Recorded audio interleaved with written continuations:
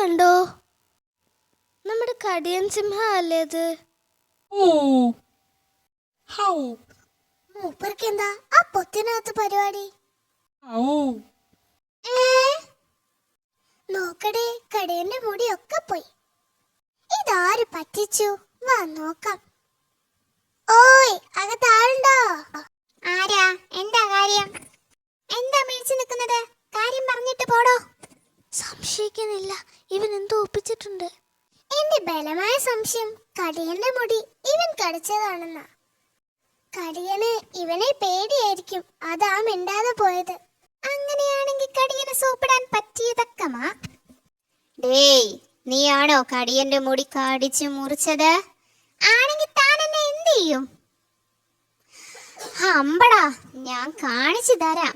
കടിയൻ ചേട്ടനെ കടിച്ച ഈ പല്ല് ഞാൻ വെച്ചേക്കില്ല. കയ്യോ ചേട്ടാ, കടിയൻ ചേട്ടോ എടുത്തു.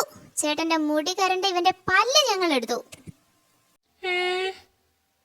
കുരുത്തം കേട്ടവനെ, ഇനി ഞാൻ മുടി വെട്ടാൻ എവിടെ പോകുമെടാ ദ്രോഹി.